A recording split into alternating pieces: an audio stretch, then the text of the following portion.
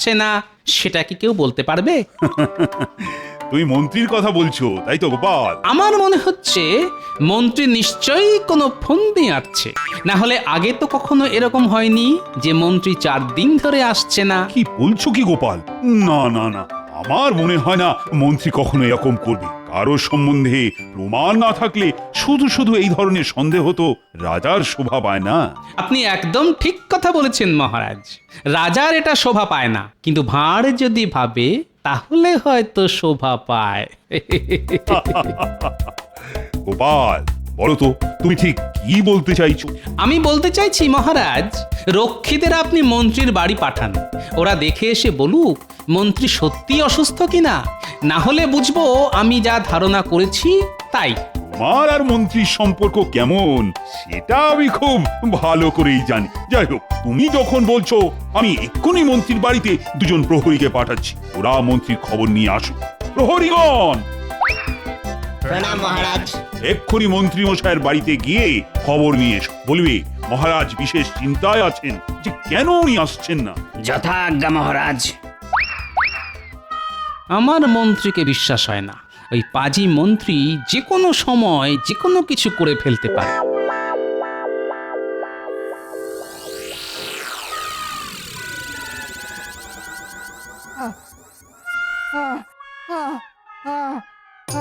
ওরে বাবা রে, ওরে ওরে বাবা রে, কি যন্ত্রণা! ও মা গো, ও গেলাম রে। উহ উহ উহ কবে যে এই যন্ত্রণা শেষ হবে কে জানে। ও ও প্রণাম নেবেন মন্ত্রী মশাই, মহারাজ আমাদেরকে পাঠিয়েছেন আপনাকে দেখতে আসার জন্য। সে আমি বুঝতে পেরেছি।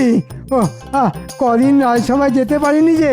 ওরে বাবা রে, মন্ত্রী মশাই, আপনার ঠিক কি হয়েছে? মানে মহারাজকে আপনার অবস্থাটা বলতে হবে, সেই কারণেই আমরা জানতে চাইছি। ফোঁড়া হয়েছে রে, ফোঁড়া, ভীষণ কষ্ট পাচ্ছি। ও ও আগে সেটা বুঝতে পারছি, কিন্তু আপনি উপর হয়ে শুয়ে আছেন কেন যদি বলেন? সোজা হয়ে শুতে পারছি না তাই। কিন্তু মন্ত্রী মশাই, আপনি সোজা হয়ে কেন শুতে পারছেন না?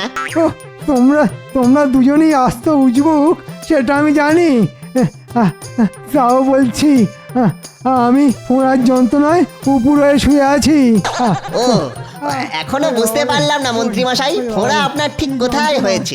হতভাগা, সব জানতে হবে। আগে মহারাজের তো সেরকমই নির্দেশ।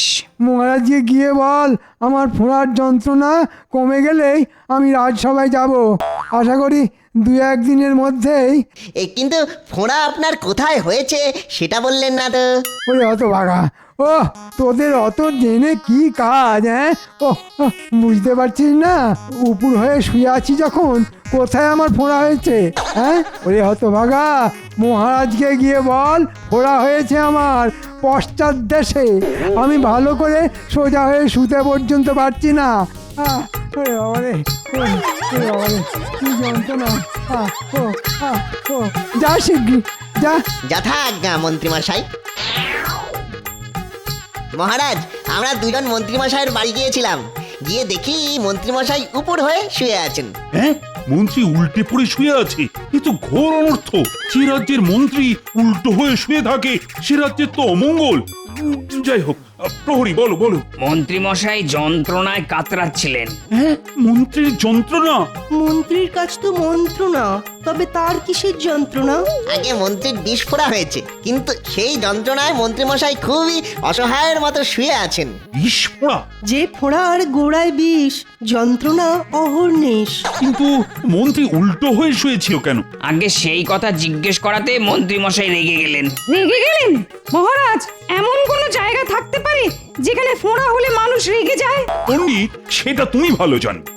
তোমরা বলো তো প্রহরী। মন্ত্রী মশাই আমাদের বললেন, যা গিয়ে মহারাজকে বল আমার পশ্চাৎ দেশে ফোড়া হয়েছে। হে হে।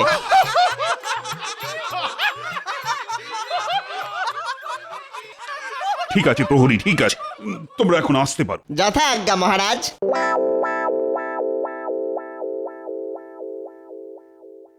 মহারাজ, মন্ত্রীর মনের সমস্ত বিষ এখন ফোঁড়া হয়ে বাইরে বেরিয়ে আসছে। গোপাল, এখন এসব কথা বলার সময় নয়। আমাদের এক্ষুনি সবার মন্ত্রীকে দেখতে যাওয়া দরকার। রাজবৈদ্য এখন বিদেশে, তাহলে মন্ত্রীর চিকিৎসা কে করবে? আগে দেখি মন্ত্রীর কি অবস্থা, তারপর বৈদ্যর ব্যাপারে ভাবা যাবে। এখন চলো চলো তো সবাই।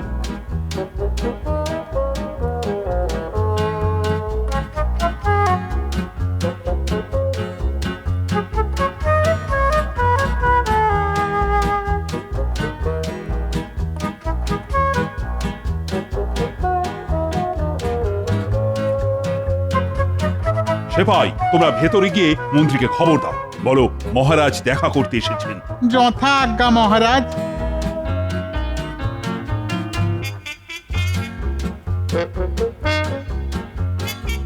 আপনারা মার্জনা করবেন, কিন্তু মহারাজের নির্দেশে আমরা এসেছি। বাইরে মহারাজ অপেক্ষা করতেন, তিনি মন্ত্রী মশাইকে তো দেখতে এসেছেন। তাই আমি এক্ষুনি মহারাজকে অভ্যর্থনা করে ভেতরে নিয়ে আসছি।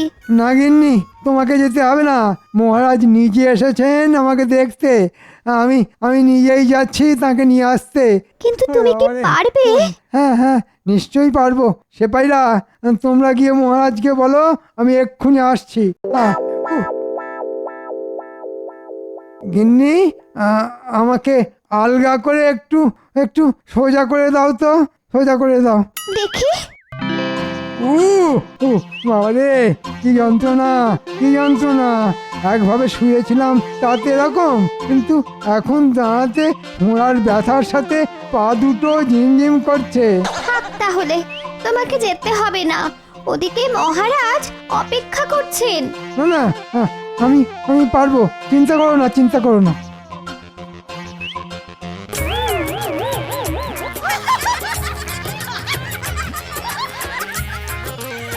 আমার কি সৌভাগ্য! ওরে বাবা, মহারাজ স্বয়ং আমার বাড়িতে পায়ের ধুলো দিয়েছেন। আসুন মহারাজ, আসুন আসুন মহারাজ। সে না হয় ঠিক আছে, কিন্তু তোমার এ কি অবস্থা? আহা, মন্ত্রী মশাই, আপনাকে দেখে বড় দুঃখ হচ্ছে, কিন্তু আমি দেখছি ফোঁড়ার কল্যাণে আপনি বেশ নাচতেও শিখে গেছেন।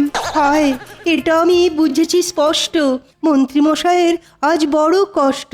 ঠিক আছে ঠিক আছে, কিন্তু এখন বেশি কথা না বলাই ভালো। সত্যি মন্ত্রী, তোমাকে দেখে না আমার কষ্টই হচ্ছে, কিন্তু সমস্যা হলো রাজবৈদ্য তো এখন রাজ্যের বাইরে। হ্যাঁ, তিনি থাকলে কোনো সমস্যা ছিল না। রাজ্যতে কি বলতে পারবেন আমায় আর কতদিন এই যন্ত্রণা বয়ে বেড়াতে হবে? ঘোড়ার যন্ত্রণা কবে কমবে তো আর গণনা করে বলা যায় না, তবে গণনায় দেখেছি আপনার শনি খারাপ।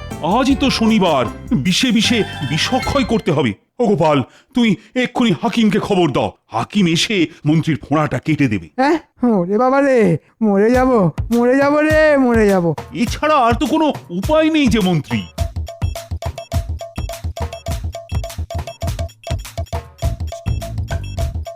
মন্ত্রীর হলো ফোঁড়া, আর এখন আমাকে ছুটে যেতে হচ্ছে হাকিমের বাড়ি। কিন্তু হাকিম কি বেঁচে আছে? বহুকাল আগে দেখেছিলাম, তখনই সে বুড়ো। এখন যদি সে বেঁচে না থাকে,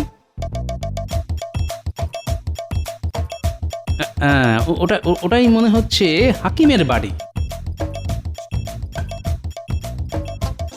হাকিম সাহেব, হাকিম সাহেব বাড়ি আছেন? বলি, ও হাকিম সাহেব, বেঁচে আছেন? কে? কেমন আছেন হাকিম সাহেব? কে তুমি? চিনতে পারলাম না তো। আমি গোপাল, গোপাল ভাঁড়, মহারাজের বেতনকরা ভাঁড়। গোশাল?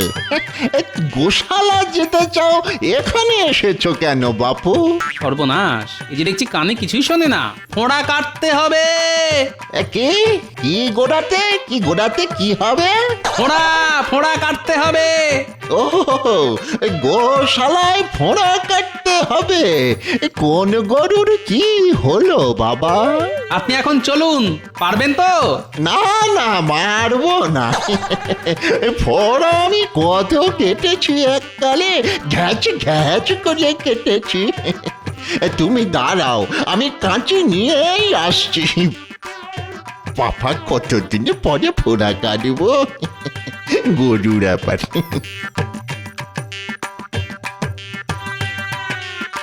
এই কাঁচি দিয়ে সব গরু ঘোড়ার ফোঁড়া কেটে দেওয়া যায় একেবারে ঘ্যাচ ঘ্যাচ করে। এই বাড়িতে তোমার গরু আছে? গরু না, মানুষ, মানুষের ফোঁড়া। না, না, যার খুশি ফোঁড়া হোক, ফোঁড়া দেখলেই আমি কেটে দেব।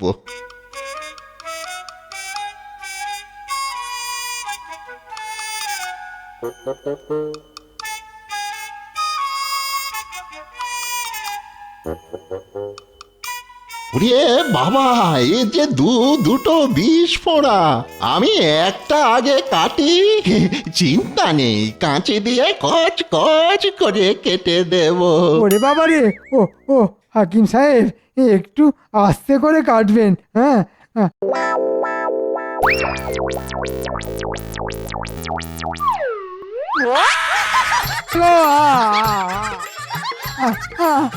ও বাবা গো, মেরে ফেললে গো। গোপাল, তুমি আর হাকিম খুঁজে পেলে না? ওরে বাবা রে। এই যে ফোঁড়া একেবারে ফালা ফালা করে দিয়েছি। না না, দূরাও এখান থেকে, দূরাও। এই যন্ত্রণা আমি আর সহ্য করতে পারবো না। ওরে বাবা রে, এই যাবে কিনা বলছি, যাবে কিনা বলছি, যাবে কিনা? না গেলে কিন্তু সেরেছে। এই যে মনে হচ্ছে হাকিমকে গলা টিপে মেরে দেবে। হাকিম সাহেব, চলুন। মা গো, ও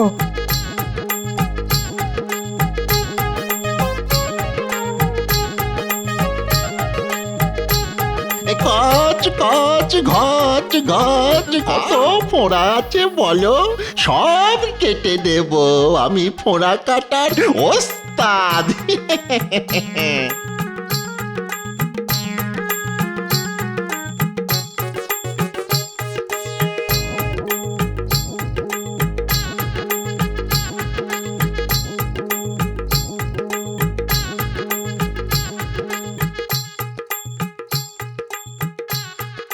বলি, মন্ত্রী মশাইয়ের স্ত্রীর সঙ্গে দেখা হয়েছিল জানো? তাই নাকি? আমাকে বললো মন্ত্রী মশাই নাকি খুব ভয় পাচ্ছে জানো। ওই তুমি হাকিমকে নিয়ে আবার ওনার আরেকটা ফোঁটা কাটাতে যাবে। কাটাতে দিলে তো বাবা, একটা কাটতেই ওনার যা চোট।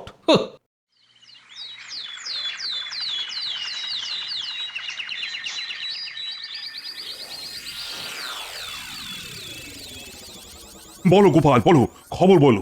মহারাজ, আপনার কথা মতো আমি বুড়ো হাকিমকে নিয়ে গিয়েছিলাম মন্ত্রী মশাইয়ের বাড়ি। হাকিম একটা ফোঁড়া কেটেও দিয়েছে, কিন্তু আরেকটি ফোঁড়া মন্ত্রী মশাই কাটতে দেয়নি। সে কি? তাহলে উপায়? মন্ত্রী মশাই যেরকম চিৎকার করছিলেন তাতে মনে হচ্ছিল উনি হাকিমকে মেরেই ফেলবেন। সেনাপতি। আজ্ঞে মহারাজ। এক্ষুনি যাও মন্ত্রীর বাড়ি, দেখে এসো কেমন আছে মন্ত্রী। জি আজ্ঞে মহারাজ।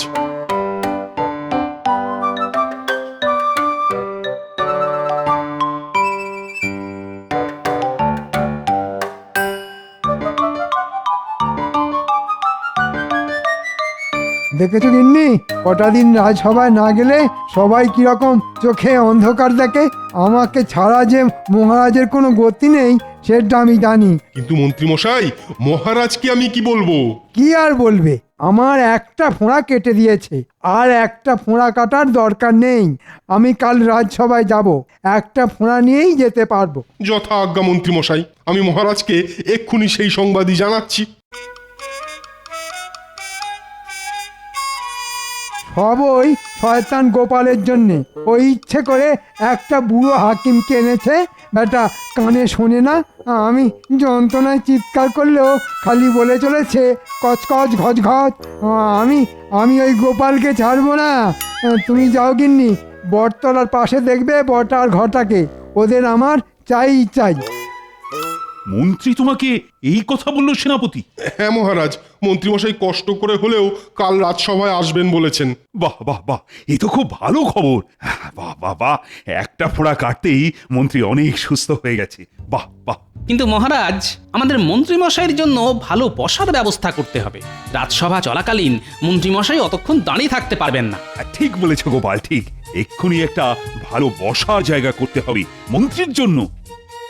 জঙ্গলে যা, বাবলা গাছের কাঁটা তোল আর গোপালের সিংহাসনের গদিতে রেখে দে। গোপালের কথা ভেবেই হাসি পাচ্ছে। না এসে কাজটা মন দিয়ে কর। কিন্তু মন্ত্রী মশাই, আমরা রাজসভায় ঢুকবো কি করে? দুজনের দুটো কান আমার মুখের সামনে নিয়ে আয়, সব বলবো ফিস ফিস করে। দেওয়ালেরও কান আছে, হ্যাঁ।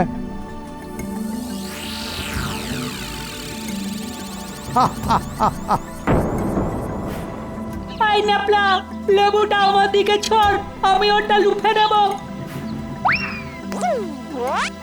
ইস গুলটে, লেবুটা ধরতে পারলি না।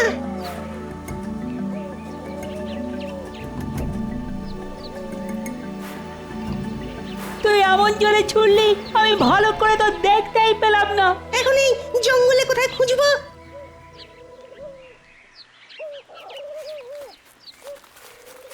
আই ন্যাপলা, একটা খচখচ শব্দ শুনতে পাচ্ছিস?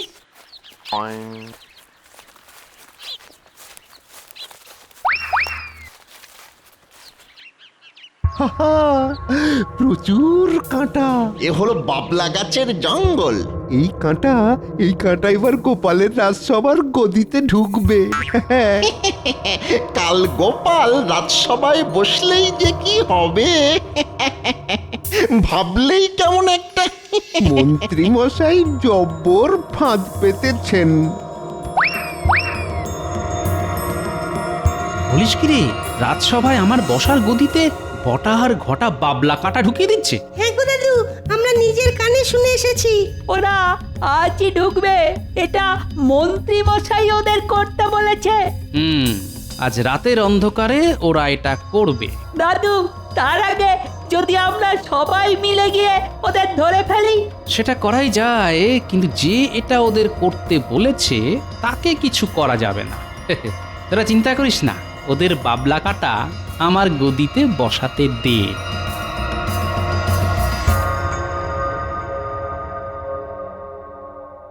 কি প্রহরী, তোমার ছুটি নেই? মন্ত্রী মশাই সুস্থ হয়ে গেছে বলে সবাই কিরকম আনন্দ করছে বাইরে দেখো। ভালো খাবারের ব্যবস্থা আছে। হ্যাঁ।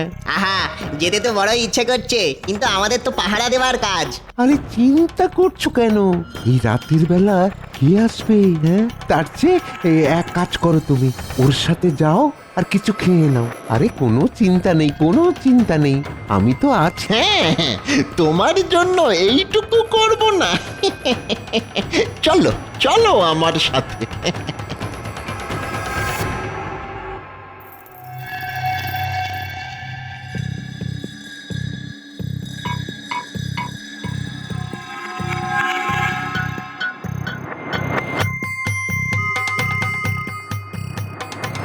বাহ, এই যে মেঘ না চাইতেই জল, দরজাতে প্রহরীও নেই দেখছি।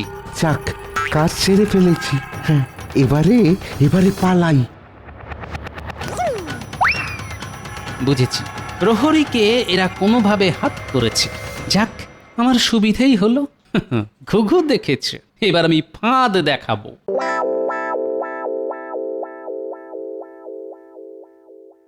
বাহ, মন্ত্রীর জন্য বেশ সুন্দর গদি, সুন্দর সিংহাসন। আমার গদিটাও সুন্দর, তবে কাল আমি মন্ত্রীর গদিতে বসবো।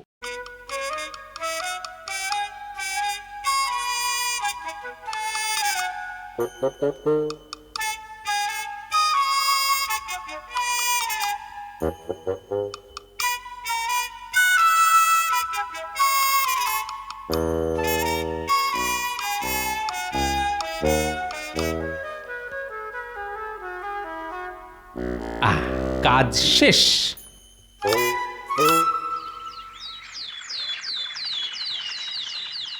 মন্ত্রী, তুমি তো এখন অনেক সুস্থ, কি তাই তো? আগে হ্যাঁ মহারাজ। তোমাকে রাজসভায় দেখে না বড়ই খুশি হলাম। গোপাল এখনো আসেনি। গোপাল যে কখন আসবে সেই আশাতেই আছি। এ কি মন্ত্রী, তুমি দাঁড়িয়ে কেন? এই দেখো, তোমার জন্য সুন্দর বসবার ব্যবস্থা করা হয়েছে। তোমাকে আজ দাঁড়িয়ে থাকতে হবে না। আগে মহারাজ, সবই আপনার ইচ্ছে। হ্যাঁ, বসো মন্ত্রী, বসো, বসে পড়ো।